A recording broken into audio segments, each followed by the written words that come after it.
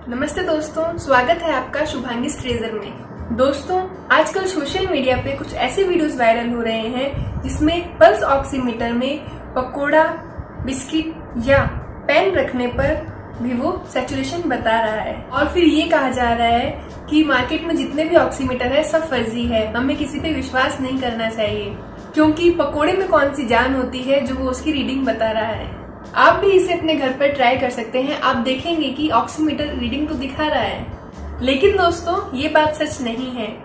मेरा आज का वीडियो बनाने का पर्पस यही है कि आप इन अफवाहों से बच सकें।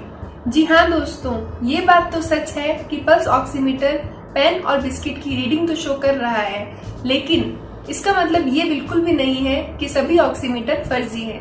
तो कैसे ये एक प्रत्यक्ष घटना एक अफवाह है, एक झूठ है, ये जानने के लिए हमें पल्स ऑक्सीमीटर के मैकेनिज्म को समझना होगा। लेकिन उससे पहले हमें हमारे ब्लड में पाए जाने वाले हीमोग्लोबिन के बारे में जानना होगा। तो चलिए दोस्तों, शुरू करते हैं हमारा आज का वीडियो। दोस्तों, हीमोग्लोबिन दो कंपोनेंट से मिलकर बना है, हीमो और ग्लोबिन। हीमो का मतलब होता है आयरन और ग्लोबिन का मतलब होता है पॉलीपेप्टाइड चेन। और हीमोग्लोबिन का एक मॉलिक्यूल 4 सब यूनिट्स में डिवाइडेड होता है, अल्फा 1, अल्फा 2 और बीटा 1, बीटा 2। और हर एक सब यूनिट में एक एक हीमो मॉलिक्यूल मतलब आयरन मॉलिक्यूल पाया जाता है। और ये हर एक आयरन मॉलिक्यूल खुद से एक ऑक्सीजन मॉलिक्यूल अटैच कर सकता है। तो दोस्तों, कुल मिला के बात ये है कि हीमोग्लोबिन का एक मॉलिक्यूल अपने आप से मैक्सिमम 4 ऑक्सीजन मॉलिक्यूल को अटैच कर सकता है। तो दोस्तों, हमारे ब्लड वेसल में जो ब्लड होता है उसमें ब्लड के कई कंपोनेंट्स होते हैं, जैसे आरबीसी, डब्ल्यूबीसी, प्लेटलेट, प्लाज्मा वगैरह। लेकिन हीमोग्लोबिन आरबीसी में पाया जाता है। तो ब्लड वेसल में ब्लड में आरबीसी और हर एक आरबीसी में हीमोग्लोबिन का एक मॉलिक्यूल होता है और हर एक हीमोग्लोबिन मॉलिक्यूल खुद से 4 ऑक्सीजन मॉलिक्यूल्स को जोड़ सकता है।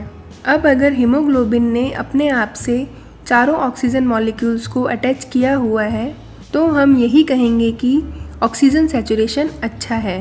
और अगर इनमें से कुछ ऑक्सीजन मॉलिक्यूल्स अटैच नहीं हैं या 4 से ऑक्सीजन अटैच कम है तो हम ये कहेंगे कि सैचुरेशन कम हो रहा है। तो दोस्तों, ये तो थी हीमोग्लोबिन के स्ट्रक्चर की बात। अब हम जानेंगे कि जो सोशल मीडिया पे वीडियो वायरल हो रहा है वो कैसे हमें भ्रमित कर रहा है, कैसे वो एक अफवाह है। उसके लिए हमें पल्स ऑक्सीमीटर के मैकेनिज्म को समझना होगा। पल्स ऑक्सीमीटर में आपको एक फ्लक्चुएटिंग लाइट दिखाई देगी। वास्तव में वहाँ पर 2 एलईडी लाइट्स होती है और उसके ठीक सामने की तरफ आपको एक ब्लैक प्लेट दिखाई देगी जो कि वास्तव में एक फोटोडायोड रिसीवर होता है। इन 2 ट्रांसमिटिंग एलईडीज में एक एलईडी रेड लाइट इमिट करती है और दूसरी एलईडी इंफ्रारेड लाइट इमिट करती है। और जब ये लाइट हमारी फिंगर से क्रॉस होके दूसरे एंड तक पहुंचती है तो फोटो सेंसर उस लाइट को रिसीव करता है और बाद में उन्हें एक प्रोसेसर की ओर भेज देता है। वो प्रोसेसर कैलकुलेट करके हमें SpO2 शो करता है।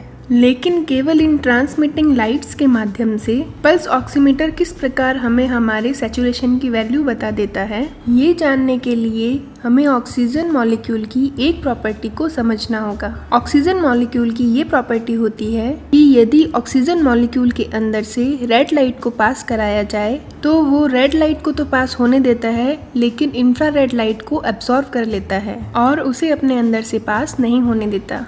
मतलब कि अगर इस फोटो सेंसर के पास में यहाँ से इमिटेड रेड लाइट है वो अगर ज़्यादा मात्रा में पहुँच रही है, इसका मतलब यहाँ बीच में ऑक्सीजन मॉलिक्यूल्स ज़्यादा थे, क्योंकि ऑक्सीजन मॉलिक्यूल्स अपने अंदर से रेड लाइट को तो जाने देते हैं किंतु इंफ्रारेड लाइट को रोक लेते हैं।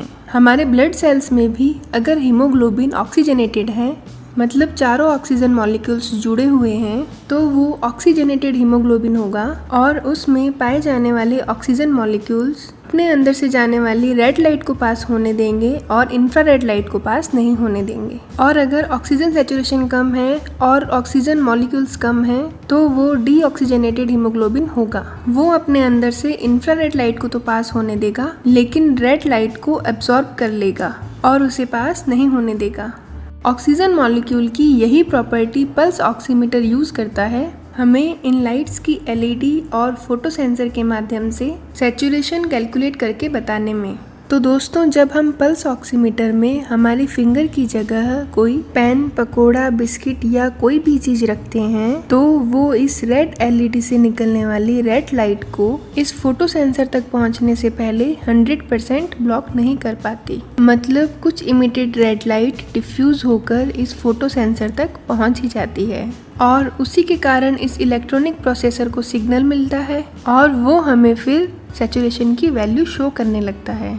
इसके अलावा दोस्तों, जब हम कोई दूसरी चीज़ पल्स ऑक्सीमीटर में रखते हैं तो बाहर की सनलाइट भी इसके अंदर एंटर कर सकती है, जिसके कारण ये लाइट डिटेक्टर रेड लाइट या इंफ्रारेड लाइट को डिटेक्ट करके उस हिसाब से SpO2 वैल्यू शो कर सकता है।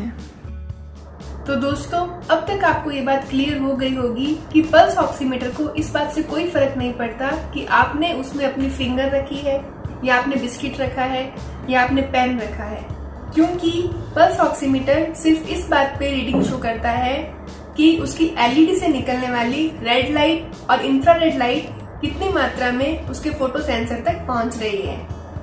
यदि हम पल्स ऑक्सीमीटर में हमारी फिंगर को रखते हैं तो वो पूरी एलईडी लाइट को कवर कर लेती है और एलईडी लाइट में से निकलने वाली सभी लाइट्स हमारी फिंगर को क्रॉस करते हुए फोटो सेंसर तक पहुंचती है और वो उसी हिसाब से हमारा सैचुरेशन बताती है।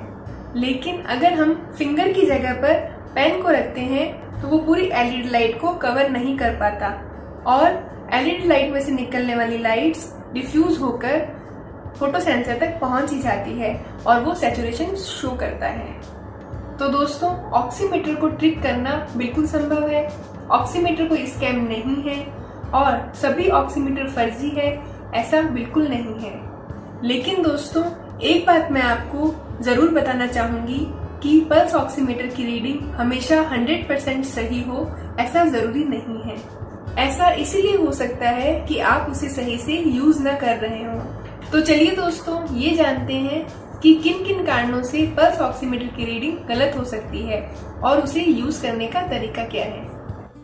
सबसे पहला कारण ये हो सकता है कि पल्स ऑक्सीमीटर यूज करते समय यदि आपकी फिंगर नेल्स पर डार्क कलर की नेल पेंट लगी हो या फिर आपके हाथों में हीना की मेहंदी लगी हो तो ये एलईडी से निकलने वाली रेड लाइट और इंफ्रारेड लाइट को एब्जॉर्ब कर सकती है और इसके कारण फोटो सेंसर तक पहुंचने वाली लाइट की क्वांटिटी चेंज हो सकती है और यही कारण है कि आपकी सैचुरेशन वैल्यू भी गलत आ सकती है। दूसरा कारण यह हो सकता है कि पल्स ऑक्सीमीटर से सैचुरेशन मेजर करते समय आपने पल्स ऑक्सीमीटर को बॉडी के ट्रांसलूसेंट पार्ट में नहीं लगाया हो। बॉडी के कुछ ट्रांसलूसेंट पार्ट होते हैं जिससे कि लाइट आसानी से क्रॉस कर सकती है, जैसे कि हमारा फिंगर नेल और ईयर लो। अगर इसके अलावा आपने किसी थिक पोर्शन के ऊपर ऑक्सीमीटर को रखकर मेजर किया है तो आपकी सैचुरेशन वैल्यू कम आ सकती है।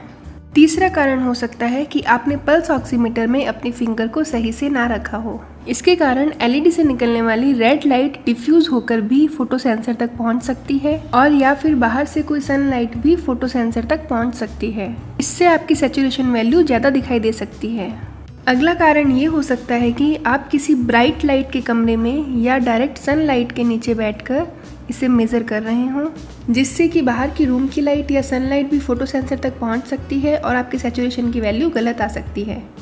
सैचुरेशन मेजर करने से पहले आप इस बात का जरूर ध्यान रखें कि आपका पल्स ऑक्सीमीटर फुल चार्ज है। अगर ये चार्ज नहीं है तो आपकी सैचुरेशन वैल्यू में फर्क आ सकता है। जैसा कि दोस्तों आपको पता है, अगर पल्स ऑक्सीमीटर में उसकी एलईडी से निकलने वाली लाइट और फोटो सेंसर तक पहुंचने वाली लाइट के बीच में किसी भी तरह का अनयूजुअल ऑब्स्ट्रक्शंस आता है तो वो हमारी रीडिंग को चेंज कर सकता है। इसीलिए अगर आपका एलईडी के ऊपर का ग्लास और ये सेंसर क्लीन नहीं है तो हमें इसे अच्छे से क्लीन कर लेना चाहिए ताकि निकलने वाली लाइट हमारी फिंगर टिप को 100% क्रॉस करके ही फोटो सेंसर तक पहुंचे। इसे क्लीन करने के लिए आप अल्कोहल या वेट कॉटन का भी यूज ले सकते हैं।